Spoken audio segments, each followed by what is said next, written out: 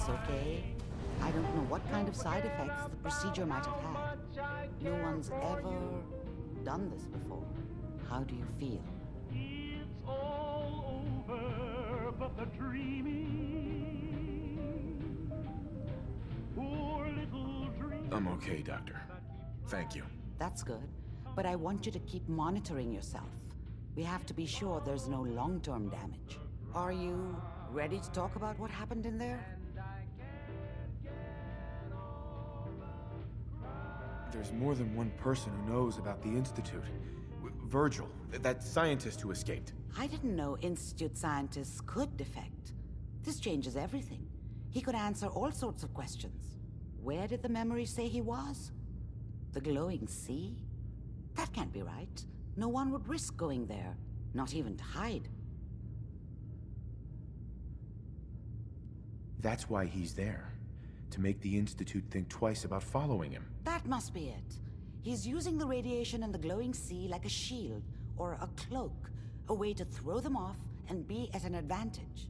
If Virgil found a way to survive there, you'll have to do the same. If you're going to follow him. I'll find a way to get through the rads. Don't worry. Good luck, and be safe. By the way, I unplugged Mr. Valentine first. Removed the implant while you were waking up. He's waiting for you upstairs.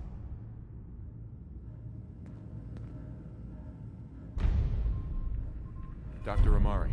Be careful of the radiation. The glowing sea isn't a place to be caught unprepared.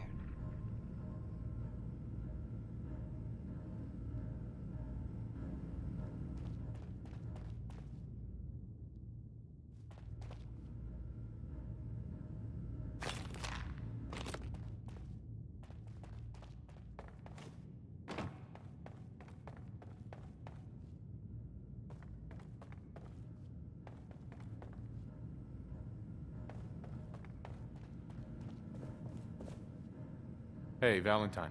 Hope you got what you were looking for inside my head. I was right.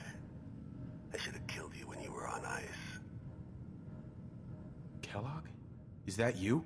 What? What are you talking about? You sounded like Kellogg just then. Did I? Huh. Amari said there might be some mnemonic impressions left over. Anyway, I feel fine, so let's get going.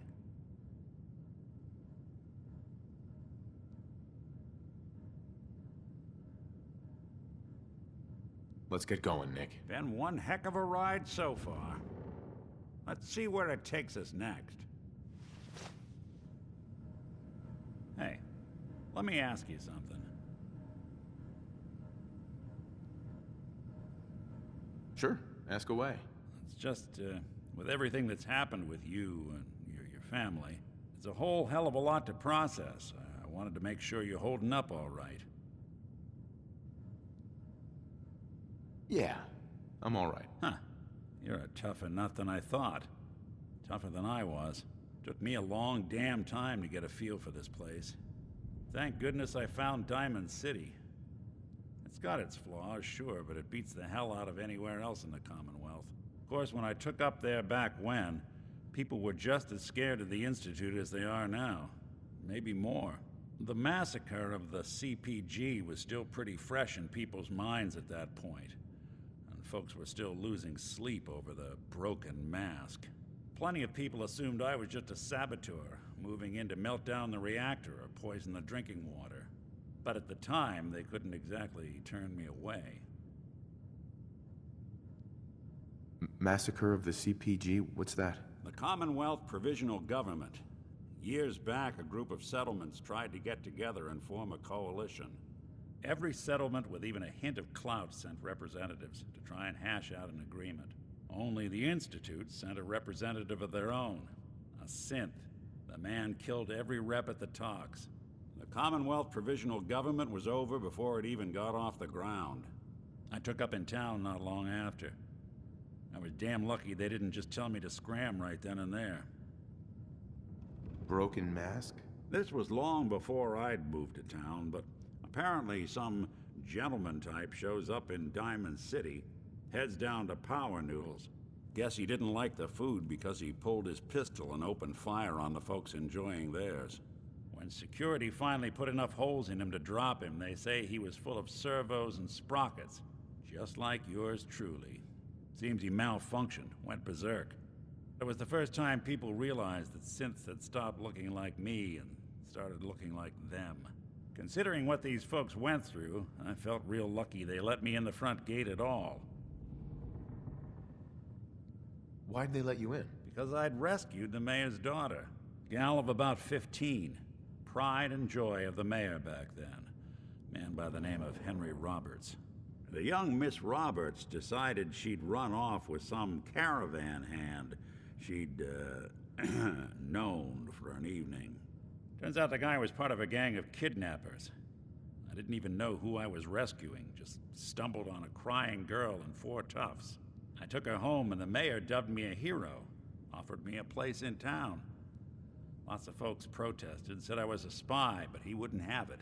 Taking up in the city was tricky at first, but I never tried to hide what I was, and people seemed to warm to that.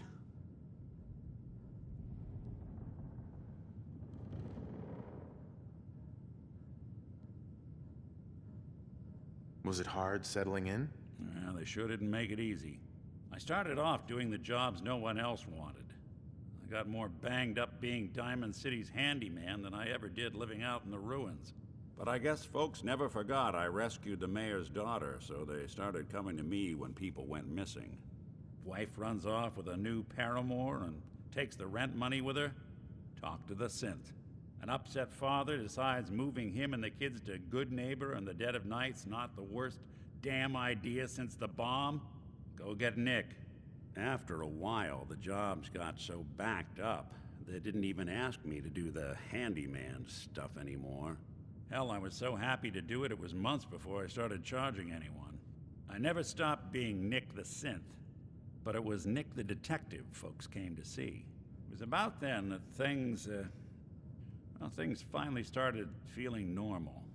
It took me a long time to realize that home is where you make it. And with some time and effort, this place can be home for you, too. That's a long story, but I hope it helps. Want to get moving?